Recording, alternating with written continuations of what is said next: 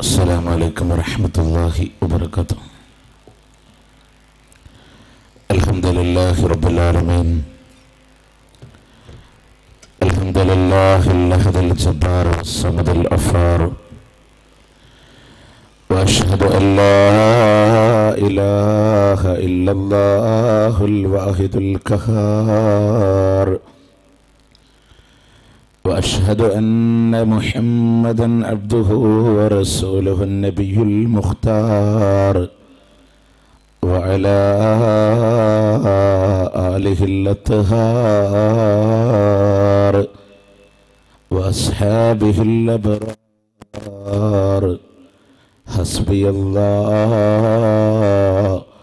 حسبي الله ونعم الوكيل. اللهم صل على محمد وعلى آل محمد كما صليت على إبراهيم وعلى آل إبراهيم إنك حميد مجيد. وبارك على محمد وعلى آل محمد كما باركت على إبراهيم وعلى آل إبراهيم إنك حميد مجيد. أما بعد فإن خير الكلام كلام الله، وخير السنن سنن محمد صلى الله عليه وسلم، وشر الأمور محدثاتها، وكل محدثة بدعة، وكل بدعة ضلالة، وكل ضلالة في النار. يا أيها الذين آمنوا اتقوا الله حق تقاته ولا تموتن إلا وأنتم مسلمون. أعوذ بالله من الشيطان الرجيم. بسم الله الرحمن الرحيم. وما كان لمؤمن ولا مؤمنة إذا قضى الله ورسوله أمرا أن يكون لهم الخيرة من أمرهم، ومن يعص الله ورسوله فقد ضل ضلالا مبينا. ഏറ്റവും ബഹുമാനം നിറഞ്ഞ കാനോന്മാരെ, പ്രിയ സഹോദരി സഹോദരന്മാരെ, അതിലുപരി ഈ സദസ്സിൻ്റെ പുറത്ത് എൻ്റെ ശബ്ദം ശ്രവിക്കുന്ന ഇതരമത ആദർശ സഹോദരങ്ങളെ, സുഹൃത്തുക്കളെ, അള്ളാഹുവിനെ സൂക്ഷിച്ചുകൊണ്ട് ജീവിക്കണേ എന്ന പ്രത്യേകം ഏവരോടും ഓർമ്മപ്പെടുത്തുകയാണ്, വസിയത്ത് ചെയ്യുകയാണ്. പ്രിയമുള്ളവരെ, അല്ലാഹു സുബ്ഹാനഹു വ തആല നമുക്ക് വേണ്ടി കനിഞ്ഞരുളിയ ഈ ആയുസ് അതെന്തിനു വേണ്ടിയിട്ടാണ് എന്ന് വിശുദ്ധ ഖുർആൻ നമ്മളോട് പറഞ്ഞു. ജീവിതവും മരണവും പടച്ച തമ്പുരാൻ നിങ്ങൾക്ക് വേണ്ടി വെച്ചു തന്നത് ലിയബ്ലുവക്കും അയ്യുക്കും അഹ്സനു അമല, നിങ്ങളിൽ ആരാണ് നന്നായി പ്രവർത്തിക്കുന്നത് എന്ന് പരീക്ഷിക്കാൻ വേണ്ടിയിട്ടാണ്. ദുനിയാവ് ഒരു പരീക്ഷണാലയമാണ്. ഇവിടെ നമ്മൾ എന്ത് ചെയ്യുന്നുവോ എന്ന് പടച്ച തമ്പുരാൻ നോക്കുകയാണ്. ഇവിടെ എങ്ങനെ ജീവിക്കണമെന്ന വിശുദ്ധ ഖുർആൻ എന്ന സിലബസ് വെച്ചുകൊണ്ട് മുഹമ്മദ് റസൂലുള്ളാഹി സ്വല്ലല്ലാഹു അലൈഹി വസല്ലമയാകുന്ന അധ്യാപകനാൽ ഈ ദുനിയാവെന്ന ക്ലാസ് റൂമിൽ വെച്ചുകൊണ്ട് എല്ലാവിധ അധ്യാപനങ്ങളും നമുക്ക് തന്നിരിക്കുകയാണ്. അതിൻ്റെ ഫൈനൽ എക്സാം നടത്തുന്നത് സെട്ടാവായ തമ്പുരാനാണ്. അല്ലാഹു സുബ്ഹാനഹു വ തആല ഒരു ഫൈനൽ എക്സാം നടത്തിയാൽ അതിൽ പരാജയപ്പെട്ടവർക്ക് ഒരു സപ്ലിമെൻ്ററി അവസരമില്ല. പോരാ എന്ന് തോന്നിയാൽ ഒരു ഇമ്പ്രൂവ്മെൻറ്റിന് പോലും അവസരമില്ല, അതോടുകൂടെ ഒക്കെ അവസാനിക്കുകയാണ്. അതുകൊണ്ട് മരണത്തിന് മുമ്പുള്ള ഈ സമയത്ത് നമ്മൾ ചില തീരുമാനങ്ങൾ എടുക്കേണ്ടതുണ്ട്. ഒരു മനുഷ്യൻ്റെ റൂഹ് പിടിക്കുന്ന സന്ദർഭത്തിൽ അപ്പം ആ മനുഷ്യർ അള്ളാഹുവിനോട് കെഞ്ചി പറയുന്നൊരു വാക്കുണ്ട്, എന്താണെന്നറിയോ? റബ്ബിലൗലാ അഖർതനി ഇലാ അജലിൻ ഖരീബ്, പടച്ചോനെ ഒരല്പസമയം കൂടെ ഞങ്ങൾക്കൊന്ന് പിന്തിപ്പിച്ചു തരുമോ എന്ന് മനുഷ്യർ അള്ളാഹുവിനോട് ചോദിക്കും. പക്ഷേ അള്ളാഹു സുബ്ഹാനഹു വ തആല മാറ്റിക്കൊടുക്കില്ലതാ. വിശുദ്ധ ഖുർആനിലെ 16-ാമത്തെയും സൂറത്തുൻ നഹ്ലിന്റെ 61-ാമത്തെ വചനം അള്ളാഹു സുബ്ഹാനഹു വ തആല പറയാ, ഓരോ മനുഷ്യനും അള്ളാഹു നിശ്ചയിച്ചു വെച്ചതായ അവധിയുണ്ട്, പരിധിയുണ്ട്. ആ അവധി ഇങ്ങ് കടന്നു വന്നാലോ فإذا جاء أجلهم لا يستأخرون ساعة ولا يستقدمون. അവരുടേതായ അവധി ഇങ്ങ് സമാഗതമായി കഴിയുമ്പോൾ ഒരു സെക്കൻഡ് പോലും അല്ലാഹു മാറ്റിത്തരില്ല. ഒരു സെക്കൻഡ് പോലും അല്ലാഹു മാറ്റിത്തരുന്ന പ്രശ്നമില്ല. അവധി ഇങ്ങ് കടന്നു വന്നാൽ പടച്ചോൻ പിന്നെ മാറ്റിത്തരൂല. ഇനിയോ പടച്ച തമ്പുരാന്റെ മുന്നിൽ അവൻ കുറ്റവാളിയായി വന്നു നിൽക്കുന്ന ഒരു രംഗമുണ്ട്. നമ്മുടെ ഭൗതിക ലോക സാഹചര്യത്തിൽ ഒരു കുറ്റവാളിയെ കൊണ്ടുവരുമ്പോൾ മിന്നിമായുന്ന മാധ്യമപ്രവർത്തകരുടെ ക്യാമറകൾക്ക് മുമ്പിൽ തലകുനിച്ചു നിൽക്കുന്ന പോലെ അള്ളാന്റെ ഖുർആൻ പറയാ, വലൗ തറാ ഇദിൽ മുജ്രിമൂന നാകിസു റൂസഹിം, അവർ റബ്ബിന്റെ മുമ്പിൽ തലകുനിച്ച് നിൽക്കുകയാണ്. അപ്പൊ അവർ അള്ളാഹുവിനോട് പറയുന്നൊരു വാക്കുണ്ട്, അല്ലാഹുവേ ഫർജിഅനാ നഅമൽ സ്വാലിഹ, ഞങ്ങളെ ഒന്ന് മടക്കി തന്നാലല്ല ഞങ്ങൾ നല്ലതുപോലെ ജീവിച്ചു കൊള്ളാം. പക്ഷെ അല്ലാഹ് മടക്കി തരൂല. അതുകൊണ്ട് ഈ ദുനിയാവ് വളരെ പ്രധാനമാണ്. ഇവിടെ എന്തു ചെയ്യുന്നുവോ അതിൻ്റെ അനന്തരഫലമാണ് നമുക്ക് അഭിമുഖീകരിക്കാനുള്ളത്. എങ്കിൽ ഈ ദുനിയാവിലൂടെയുള്ള ജീവിതം എങ്ങനെ വേണമെന്ന്, എങ്ങനെയാണ് റബ്ബിൻ ഇഷ്ടപ്പെടേണ്ട മാർഗത്തിലൂടെ ജീവിക്കേണ്ടത് എന്ന് ഹബീബായ പ്രവാചകൻ സല്ലല്ലാഹു അലൈഹി വസല്ലമ അവിടുന്ന് നമ്മളോട് പഠിപ്പിച്ചു തരുമ്പോ, അല്ലാഹുവിന്റെ റസൂൽ സല്ലല്ലാഹു അലൈഹി വസല്ലമയോട് ഈ ദീനിനെ അല്ലാഹു പൂർത്തീകരിച്ചു തരുമ്പോ വിശുദ്ധ ഖുർആനിലെ 5-ാം അധ്യായമുണ്ടല്ലോ, സൂറത്തു മാഇദ 3-ാമത്തെ വചനത്തിലൂടെ അല്ലാഹു തന്നെ പറഞ്ഞില്ലേ, اليوم أكملت لكم دينكم وأتممت عليكم نعمتي ورضيت لكم الإسلام دينا.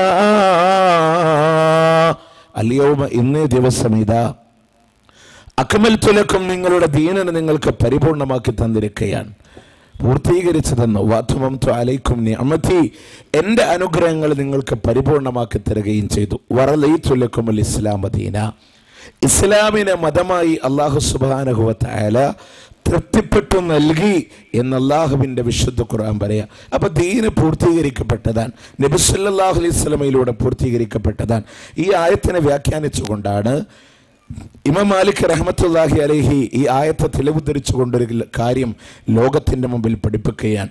അൽ ഇഅ്തിസാം എന്ന് പറയുന്ന കിതാബിലൂടെ കാണാം, മൻ ഇബ്തദഅ ഫിൽ ഇസ്ലാമി ബിദ്അ, ആരെങ്കിലും മതത്തിൽ പുതിയൊരാചാരം ചെയ്താൽ യറാഹ ഹസന, അതിനെ അവൻ നല്ലതായി കാണുക കൂടെ ചെയ്തു പോയാൽ ഫഖദ് സഇമ അന്ന മുഹമ്മദൻ സല്ലല്ലാഹു അലൈഹി വസല്ലമ ഖാന റിസാല,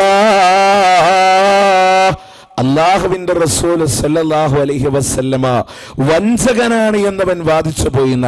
കാരണം നബി സല്ലല്ലാഹു അലൈഹി വസല്ലം പറയാ ദീന് പൂർണ്ണമായി എത്തിച്ചു തന്നു.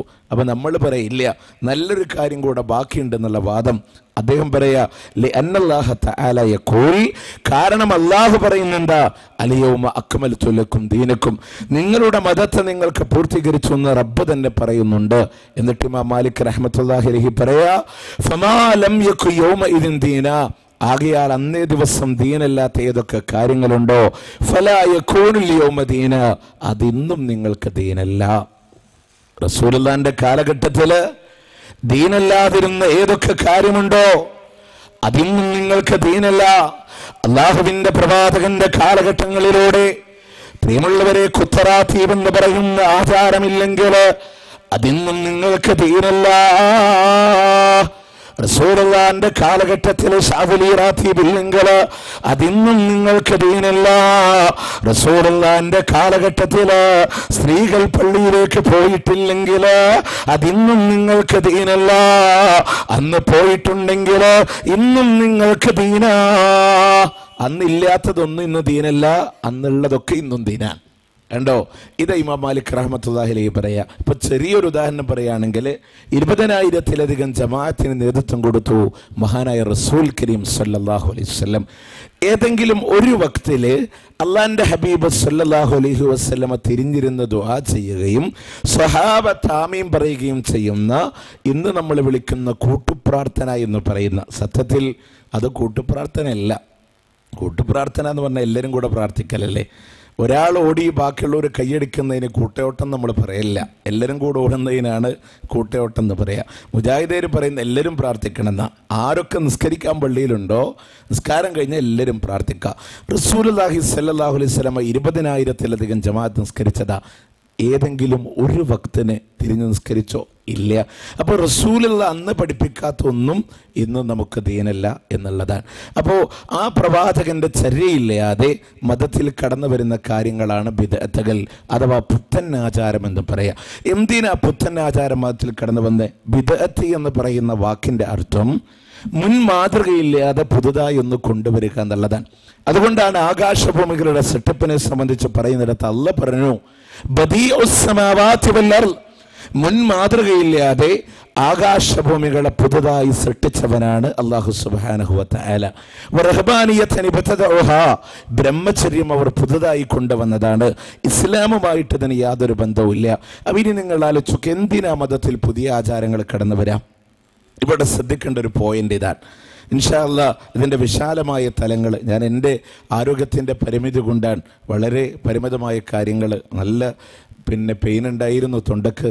എന്നിരുന്നാലും അൽഹംദുലില്ലാ പെയിന് മാറി, ശബ്ദം മാത്രം ക്ലിയർ ആവത്തുള്ളൂ. എന്നിരുന്നാലും ഏറ്റതല്ലേ എന്നുള്ള രീതിയിൽ മാത്രം വന്നതാണ്. വിശാലമായി ഇൻഷാ അല്ലാഹ് ബഹുമാന്യനായ സവാദ് സലഫി നിങ്ങളോട് സംസാരിക്കും.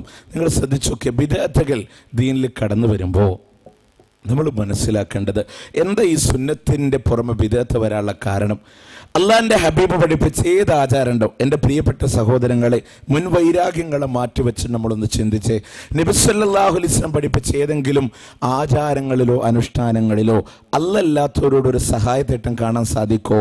ഒരിക്കലും സാധ്യമല്ല. പ്രവാചകൻ പഠിപ്പിച്ച ചര്യകളിൽ എവിടെയെങ്കിലും വ്യവസായം കാണാൻ സാധിക്കോ? സാധ്യമല്ല. റസൂലുള്ളാഹി സ്വല്ലല്ലാഹു അലൈഹി വസല്ലം പഠിപ്പിച്ച ചര്യകളിൽ എവിടെയും ആളുകളെ ചൂഷണം ചെയ്യലില്ല. എന്നാൽ തൽസ്ഥാനത്ത് ബിദ്അത്ത് കടന്നു വരുമ്പോൾ അവിടെ ആളുകൾ ചൂഷണം ചെയ്യലായി, അവിടെ വ്യവസായങ്ങൾ നടക്കുകയായി, അവിടെ ശിർക്ക് കടന്നു വരലായി. ഉദാഹരണത്തിന് വിത്ര നിസ്കാരം, ഇന്നല്ലാഹ വിത്റുൻ യുഹിബ്ബുൽ വിത്ര ഫഔത്റു യാ അഹ്ലൽ ഖുർആൻ, അല്ലാഹ് ഒറ്റയവൻ ഇഷ്ടപ്പെടുന്നവനാണ്. അതുകൊണ്ട് രാത്രി നിസ്കാരം ഒറ്റയായ റക്അത്ത് കൊണ്ട്, ആ ഒറ്റയായ റക്അത്തിൽ ഓതേണ്ട സൂറത്ത് ഏതാ? നിഷ്കളങ്കമായ ഏകദൈവാരാധനയുടെ പ്രഖ്യാപനം, സൂറത്ത് ഇഖ്ലാസ്.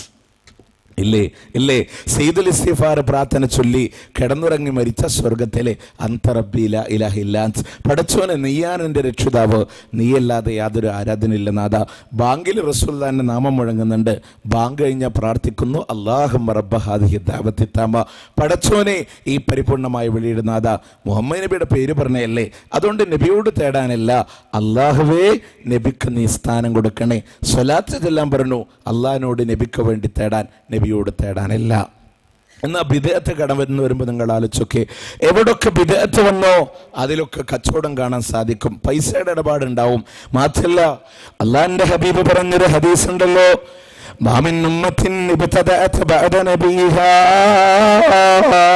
ഫീ ദീനിഹാ ബിദ്അ ഇല്ലാ ലാ തൻസലഹാ മിനസ് സുന്നah. ഏതൊക്കെ പ്രവാചകന്മാരുടെ കാലശേഷം ഇതാ ഇവിടെ ബിദ്അത്ത് കടന്നു വന്നിട്ടുണ്ടോ അതുപോലൊരു സുന്നത്തിനെ അവർ പാഴാക്കിയിട്ടല്ലാതെ ഇല്ല. ഒരു ബിദ്അത്ത് കടന്നു വരുമ്പോൾ ഒരു സുന്നത്തിനെ നശിപ്പിച്ചിട്ടല്ലാതെ ഇല്ല. ഇപ്പൊ നിങ്ങൾ ആലോചിച്ച് നോക്കി, ഒരാള് പുതിയ വീട്ടിലേക്ക് താമസം മാറുമ്പോ അൽ ഫാത്തിഹ, ഗൾഫിലേക്ക് യാത്ര തിരിക്കുമ്പോഴും അൽ ഫാത്തിഹ, പുതുമണവാളൻ ഇറങ്ങുമ്പോഴും അൽ ഫാത്തിഹ, ഒരു നിക്കാഹ് നടന്നാലും അൽ ഫാത്തിഹ. അൽ ഫാത്തിഹ വിളിക്കുന്നിടത്തെല്ലാം ഗാന്ധിത്തല. എവിടൊക്കെ അൽ ഫാത്തിഹ വിളിച്ചോ അവിടൊക്കെ പൈസ ഉണ്ട്. മാത്രമല്ല അവിടെ ഒരു സുന്നത്ത് നഷ്ടപ്പെടുകയാണ്. അതാ ചിന്തിക്കേണ്ടത്. ഒരു സുന്നത്ത് നഷ്ടപ്പെടുകയാ. ഇപ്പം നിങ്ങൾ ആലോചിച്ചോക്കെ, ഒരാൾ ഗൾഫിലേക്ക് യാത്ര തിരിക്കുമ്പോൾ യാത്രയേക്കുന്ന ആൾക്ക് പ്രാർത്ഥന ഇല്ലേ? ഇസ്ലാമിൽ ഉണ്ട് അല്ലേ? അള്ളാഹുവിൻ്റെ റസൂൽ സല്ലല്ലാഹു അലൈഹി വസല്ലം പറയാ, നിങ്ങൾക്ക് കഴിയുന്ന രീതിയിൽ ഉപദേശം കൊടുക്കുക, അവന്റെ കൈ പിടിച്ചുകൊണ്ട് നീ പ്രാർത്ഥിക്കണം. അസ്തൗദിഇല്ലാഹ ദീനക വഅമാനതക വഖവാതിമ അമലിക എന്ന് പറഞ്ഞുകൊണ്ട് പ്രാർത്ഥിക്കാൻ അള്ളാഹിന്റെ ഹബീബ് പഠിപ്പിച്ചു. നമ്മളാണെങ്കിലോ ഉസ്താദ് വന്ന്, ഞാൻ ഈ ശബ്ദം ശ്രവിക്കുന്ന നാട്ടുകാരോട് ചോദിക്കുക, ഇന്ന് വരെ ഗൾഫിലേക്ക് യാത്ര പോകുമ്പോൾ ഉസ്താദ് വന്നിട്ട് അൽ ഫാത്തിഹ വിളിച്ചു എന്നല്ലാതെ റസൂൽ പഠിപ്പിച്ച പ്രാർത്ഥന ചൊല്ലിയോ? ഒരിക്കലെങ്കിലും ഇല്ല. മറിച്ചോ നമ്മൾ അൽ ഫാത്തിഹ വിളിക്കും, എന്നിട്ട് നമ്മുടെ ഉസ്താദ്മാർ പറഞ്ഞ പോലെ ഖത്തീബിനെത്തറെ, അസിസ്റ്റന്റ് ഇമാമിനെത്തറെ, മുഅദ്ദിന് മുക്രിക്കെത്തറെ ഇത്രയൊക്കെ കൊടുത്തിട്ട് അവൻ പോവാ. ഞാൻ ചോദിക്കുന്നത്, ഗൾഫിൽ പോയി നല്ല വരുമാനമൊക്കെ ആയി അൽഹംദുലില്ലാ പൈസയൊക്കെ ആയി നാട്ടിലേക്ക് തിരിച്ചു വരുമ്പോൾ റൂമിൽ വെച്ചൊരു അൽ ഫാത്തിഹ വിളിച്ചിട്ട് ഇങ്ങോട്ട് കയറി വരുന്ന എത്ര ആൾക്കാരുണ്ട്? അവിടെ അല്ലാതെ വേണ്ട. അപ്പം ഇതൊക്കെ കേരള മുസ്ലിയാക്കന്മാരുണ്ടാക്കിയതാണ്, ഇസ്ലാമിലെ ചര്യല്ല, സമുദായത്തെ ചൂഷണം ചെയ്തതാണ്. ഇതേപോലെ മരിച്ചെടുത്ത പ്രാർത്ഥനയിൽ ഇസ്ലാമിൽ അബൂ സലമ റളിയല്ലാഹു അൻഹു മരണപ്പെട്ടപ്പോൾ മയ്യത്തിൻ്റെ അടുക്കൽ വന്നിരുന്നു കൊണ്ട് വളരെ കൃത്യമായി അല്ലാഹുവിൻ്റെ റസൂൽ സല്ലല്ലാഹു അലൈഹി വസല്ലമ ആ ജനാസ കാണാൻ വേണ്ടി വന്നപ്പോൾ പ്രാർത്ഥിച്ചില്ലേ,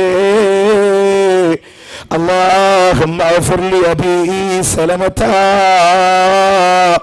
അബൂ സലമക്ക് നീ പുറത്തു കൊടുക്കണേ അല്ലാ. അല്ലാഹുവിന്റെ ഹബീബ് ദുആ ചെയ്യുകയാണ്, അല്ലാഹുവിന്റെ ഹബീബ് ദുആ ചെയ്യുകയാണ്. അതല്ലാതെ പുറത്തു വന്നിരുന്ന് അൽ ഫാത്തിഹ വിളിക്കാനല്ല. അവിടെയും ഉസ്താദുമാര് ജനങ്ങളെ ചൂഷണം ചെയ്യുകയാണ്. ഒരു സുന്നത്തങ്ങ് നഷ്ടപ്പെടുകയാ. നിക്കാഹ് നടന്നാലും ഇസ്ലാമിലെ പ്രാർത്ഥനയില്ലേ? മഹാനായ അബ്ദുറഹ്മാൻ ഇബ്നു ഔഫ് റളിയല്ലാഹു അൻഹു റസൂലുള്ളാഹിന്റെ അടുക്കൽ കടന്നു വരാം. നല്ല സമ്പത്തുള്ള സഹാബിയ. അബ്ദുറഹ്മാൻ ഇബ്നു ഔഫിന്റെ കച്ചവട സംഘം ദൂരെ നിന്ന് വരുന്നുവെങ്കിൽ ഉഹദ് മലയേക്കാൾ ഉയരത്തിലൂടെ പൊടിപടലങ്ങളെ പാറാറുണ്ടായിരുന്നു എന്ന് രേഖപ്പെടുത്തിയ അബ്ദുറഹ്മാൻ ഇബ്നു ഔഫ് റളിയല്ലാഹു അൻഹു റസൂലുള്ളാഹിന്റെ മുമ്പിൽ വന്നപ്പോൾ അള്ളാഹിന്റെ റസൂൽ ചോദിച്ചു, അബ്ദുറഹ്മാൻ, ഒരത്തറിന്റെ പരിമളുണ്ടല്ലോ. നബിയെ, ഞാൻ ഇന്നലെ ഒരു വിവാഹം കഴിച്ചതാ. അള്ളാഹിന്റെ റസൂൽ സല്ലല്ലാഹു അലൈഹി വസല്ലം ഉടനെ മഹലിന്റെ കാളിയായിട്ട് എന്നെ വിളിച്ചില്ല അല്ലേ?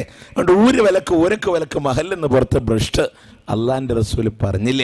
മറിച്ച് നബി സല്ലല്ലാഹു അലൈഹി വസല്ലം പ്രാർത്ഥിച്ചു, ബാറക്കല്ലാഹു ലക്കുമാ വബാറക അലൈക്കുമാ വജമഅ ബൈനക്കുമാ ഫി ഖൈർ. അള്ളാഹുവിൻ്റെ റസൂൽ സല്ലല്ലാഹു അലൈഹി വസല്ലം പ്രാർത്ഥിക്കുക.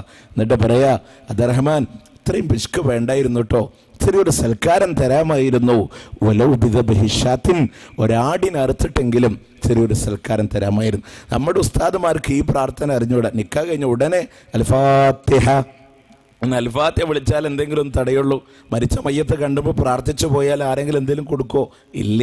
എന്നാൽ പുറത്ത് വന്നിരുന്ന അൽ ഫാത്തിഹ വിളിച്ചാലേ അവിടെ പൈസ തടയുന്നുള്ളൂ. ഇതേപോലെ വീട് താമസമാകുമ്പോൾ ഉസ്താദിൻ്റെ അടുത്ത് പോയി പറഞ്ഞ ഉസ്താദ് പറയും, മുക്രി അങ്ങോട്ട് വരും. എന്തിനാ? ബാങ്ക് കൊടുക്കാൻ. ഇവിടെ എങ്ങനെയാണെന്ന് എനിക്ക് അറിഞ്ഞുകൂടാ, പലയിടത്തും പല രീതിയിലാണ്. ചിലപ്പോൾ വീടിൻ്റെ അകത്ത് വന്ന് ബാങ്ക്, വീടിൻ്റെ 4 മൂലൊക്കെ വന്ന് ബാങ്ക് കൊടുക്കും മുക്രി. അത് കഴിഞ്ഞിട്ട് ഖത്തീബും കൂട്ടരും വരും. സുബഹി ജമാഅത്ത് വീട്ടിൽ, അത് കഴിഞ്ഞിട്ട് പാല് കാച്ച. ഇങ്ങനെയുള്ള ഓരോ സമ്പ്രദായങ്ങൾ നമ്മുടെ ഉസ്താദുമാരുടെ സമുദായത്തിൽ മിക്ക നാടുകളിലും നടക്കുന്നൊരു സമ്പ്രദായം. എന്നാൽ അത് ഹദീസിൻ്റെ മാനദണ്ഡം എന്താ? റിയാദുസ് സാലിഹീൻ 620 ഉദ്ധരിക്കുന്ന ഹദീസ് എന്താണെന്നറിയോ? അല്ലാഹുവിന്റെ റസൂൽ സല്ലല്ലാഹു അലൈഹി വസല്ലം പറയാ, ലഖദ് ഹമംതു അൻ അമറ ബിഹത്ബിൻ, ഒരു കെട്ട് വിറക് കൊണ്ടുവരാൻ കൽപ്പിച്ചാലോ എന്ന് ഞാൻ ആഗ്രഹിച്ചു പോയി എന്നാ. എന്തിനാ ഒരു കെട്ട് വിറകെന്നറിയോ നിങ്ങൾക്ക്? ഒരാളോട് ജനങ്ങൾക്ക് വേണ്ടി ഇമാമായി നമസ്കരിക്കുവാൻ, ഒരാളോട് നമസ്കാരം കൊണ്ട് വിളിക്കുവാൻ, ഒരാളോട് ഇമാമ നിൽക്കുവാൻ.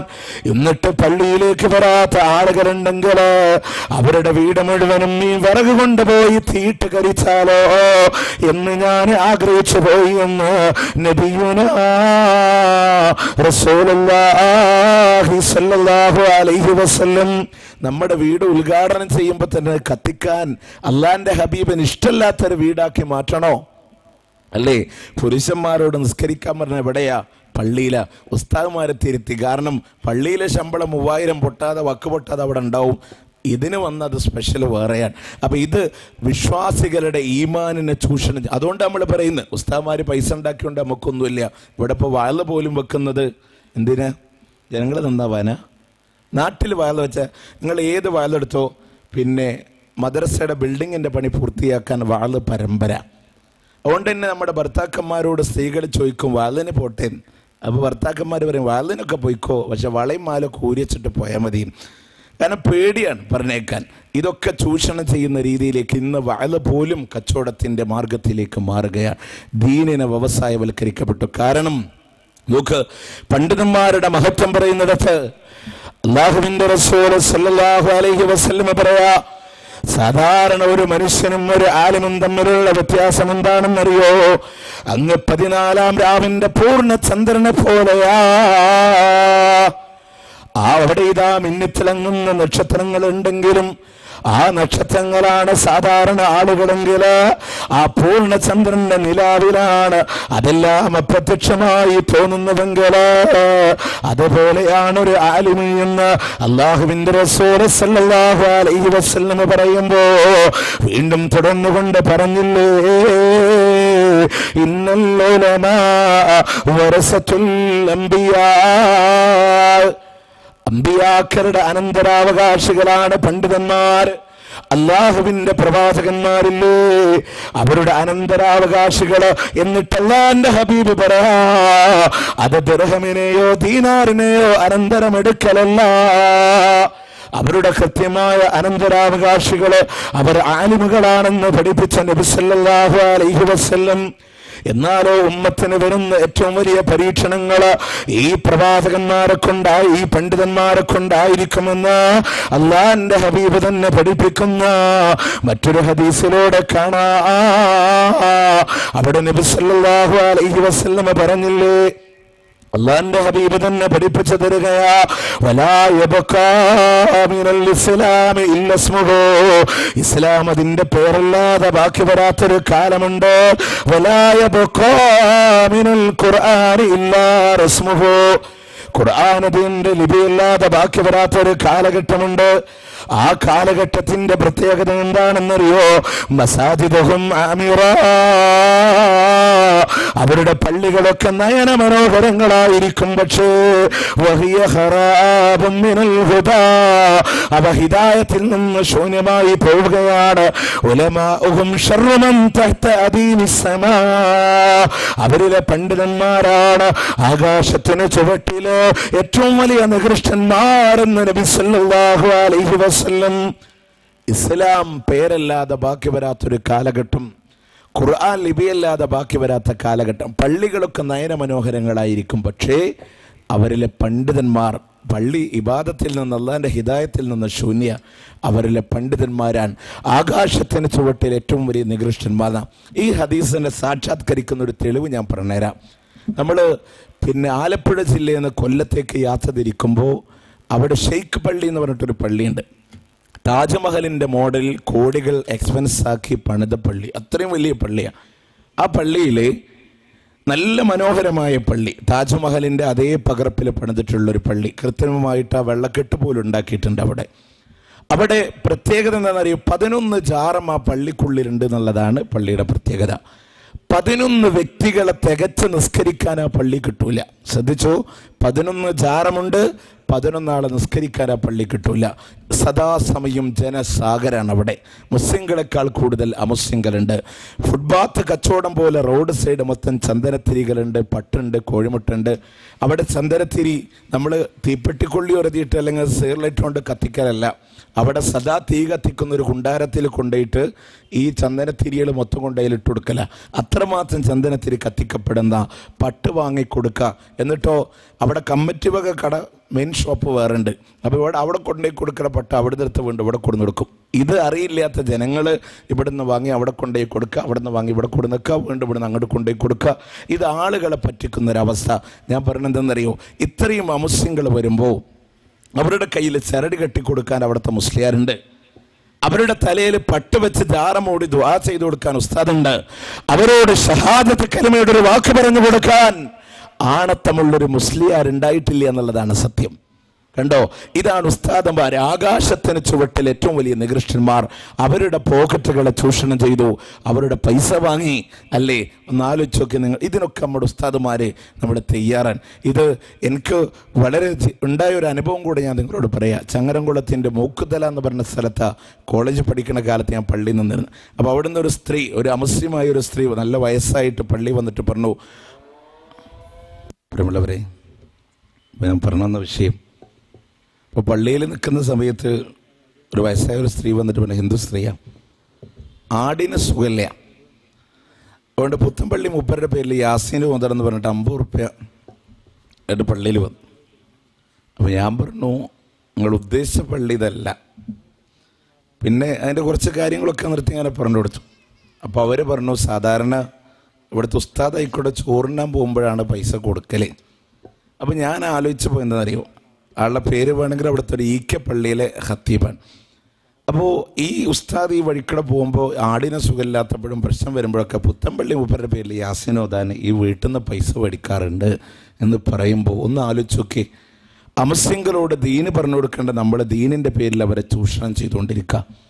ഇതെല്ലായിടത്തും നടന്നുകൊണ്ടിരിക്കുക. പണ്ഡിതന്മാർ ശാപമായി മാറുക. കാരണം ഉമ്മത്തിൻ്റെ ഏറ്റവും വലിയ ഫിത്ന സമ്പത്ത്. നബി സല്ലല്ലാഹു അലൈഹി വസല്ലം പറയാ, അല്ലാഹുവിൻ്റെ റസൂൽ പറയാ, കുല്ലു ഉമ്മത്തി ഫിത്ന വഫിത്നതു ഉമ്മത്തി അൽ മാൽ. ഓരോ സമുദായത്തിനും അല്ലാഹു ഓരോ ഫിത്ന കൊടുത്തിട്ടുണ്ട്. വഫിത്നതു ഉമ്മത്തി, എൻ്റെ ഉമ്മത്തിൻ്റെ ഫിത്ന എന്ന് പറഞ്ഞാൽ അൽ മാൽ, അത് സമ്പത്താണ് എന്ന് നബി സല്ലല്ലാഹു അലൈഹി വസല്ലമ. മാരകമായ രോഗങ്ങളല്ല, അത് സമ്പത്താണെന്ന് നബി സല്ലല്ലാഹു അലൈഹി വസല്ലമ പറയുമ്പോ ആ സമ്പത്തിന് വേണ്ടി ദീനിനെ ഇതാ വ്യവസായവൽക്കരിക്കുന്ന അവസ്ഥ വന്നില്ലേ? ഇന്ന് പണ്ഡിതന്മാര് മുഴുവനും ഫണ്ഡിതന്മാരായി മാറുമ്പോ ആശയങ്ങളെക്കാളും സ്ഥാനം ആമാശയങ്ങൾക്ക് കൊടുത്തപ്പോ അള്ളാന്റെ ദീനിതാ ജനങ്ങളിൽ നിന്ന് തെറ്റിദ്ധരിക്കപ്പെടുന്ന അവസ്ഥകളിലേക്ക് കടന്നു വരികയാണ്. അള്ളാന്റെ ഹബീബിന്റെ സുന്നത്തുകൾ കാണാനില്ല, പകരം ബിദ്അത്തുകൾക്ക് സ്ഥാനം പിടിച്ചു. ഇല്ലേ, ബിദ്അത്തുകൾ സ്ഥാനം പിടിച്ച് എന്തിനാ? ഈ വ്യവസായവൽക്കരിക്കാൻ വേണ്ടിയിട്ടാണ്. ഇപ്പം നിങ്ങൾ ആലോചിച്ചൊക്കെ, നമ്മൾ സാധാരണ മതത്തിന് വ്യവസായം ചെയ്യുന്ന ആളുകളോട് ശക്തമായി എതിർക്കാറുണ്ട്. അപ്പോൾ അതിന് എല്ലാം നിഷേധിക്കുന്ന നിഷേധാത്മകമായൊരു മറുപടിയാണ് നമുക്ക് കിട്ടുക. ഇപ്പോൾ അള്ളാൻ്റെ ഹബീബിൻ്റെ പേരിൽ ഏറ്റവും കൂടുതൽ മതം കച്ചവടം ചെയ്യപ്പെട്ടത് അറിയാലോ. സമീപ കാലഘട്ടത്തിൽ കേരളം കണ്ട ഏറ്റവും വലിയ വ്യവസായം അള്ളാൻ്റെ ഹബീബിൻ്റെ പേരിലാണ്. റസൂലുള്ളാഹി സ്വല്ലല്ലാഹു അലൈഹി വസല്ലമയുടെ പേരില, പ്രവാചകന്റെ മുടിയുടെ പേര് പറഞ്ഞ് ആ പ്രവാചകന്റെ പേരിൽ വലിയൊരു കച്ചവടം കേരളം സാക്ഷ്യം വഹിച്ചു. ഇത് രണ്ട് സമസ്തക്കാരും വ്യത്യാസമല്ല കേട്ടോ, ഇതും അടിവരയിട്ട് പഠിക്കേണ്ട ഒരു പോയിന്റാണ്. കാരണം ഇത് പറയുമ്പോൾ നമ്മുടെ ഈക്യ സമസ്തക്കാർ പറയും ഞങ്ങൾ അതിനോടൊക്കെ എതിരാൻ, എന്നോ എതിരുള്ള പോലെ പറയും. സത്യത്തിൽ വ്യവസായം തുടങ്ങി വെച്ചത് അവരാണ്. ഈ 72 സെൻറ്റിമീറ്ററുള്ള കാന്തപുരത്തിൻ്റെ മുടി ആദ്യം പോയി നോക്കി വന്നതും ഇവിടുത്തെ ഈക്യ സമസ്തക്കാരാൻ. അത് ബഹാഉദ്ദീൻ ഹുദവിയുടെ പ്രസംഗത്തിൽ നിന്ന് ബോധ്യപ്പെടും. അദ്ദേഹം പറയാം, ആ വലിയ നീളം കണ്ടപ്പോൾ ഞങ്ങൾ എടുക്കാണ്ട് പോകുന്നതാണ്, അതുകൊണ്ടാണ് കാന്തപുരം ഹസറജ് തന്നെന്ന് പറഞ്ഞപ്പോൾ ഉടനെ തന്നെ അവർ വെടിപൊട്ടിച്ചത് ഞങ്ങൾക്കറിയാം, അതാ വലിയ മുടി മുറിച്ച ചെറിയൊരു പീസാണ്. അപ്പോൾ അത് ഇവർക്കറിയാം. ഇനി മുടിക്കച്ചവടം നിങ്ങളൊന്ന് ശ്രദ്ധിച്ചോക്കെ. ഇത് പറയുമ്പോൾ മുജാഹിദുകൾക്ക് നേരെ ആദ്യം ഉന്നയിക്കുന്ന നമ്പെന്താണെന്നറിയോ? കണ്ടോ, ഇവർ റസൂലുള്ളാഹിന്റെ മുടിക്ക് ബറക്കത്തില്ല എന്ന് പറഞ്ഞില്ലേ? മുജാഹിദുകൾ പറയുന്നത് റസൂലുള്ളാഹിന്റെ മുടിക്ക് ബറക്കത്തില്ല എന്നാ. ഈ കള്ളാരോപണങ്ങൾ നടത്തുന്ന ആരെങ്കിലും ഉണ്ടെങ്കിൽ അവരെ പഠിച്ചോ. ഞങ്ങൾ പറയുന്നത് അള്ളാന്റെ ഹബീബിന്റെ മുടിക്ക് ബറക്കത്തുണ്ടെന്നാ. റസൂലുള്ളാഹിന്റെ ഒറിജിനൽ മുടിയാണോ? അതിന് തബറുക്കെടുക്കാതിൽ യാതൊരു സംശയവുമില്ല. എന്നാ ഞങ്ങൾ എതിർക്കുന്ന മേഖല എന്താണെന്നറിയോ? ഒന്ന് സാറേനെ കാണിച്ച് സൂറാനെ കെട്ടിക്കാൻ ഞങ്ങളെ കിട്ടുമല്ല. റസൂലുള്ളാഹിന്റെ മുടിയുടെ പേര് പറഞ്ഞുകൊണ്ട് ഏതോ ഒരു ലബനാനി പെണ്ണിന്റെ മുടിക്കെട്ട് കൊണ്ടുവന്ന് കച്ചവടം ചെയ്താൽ അത്തരം പണിക്ക് ഞങ്ങളെ കിട്ടില്ല.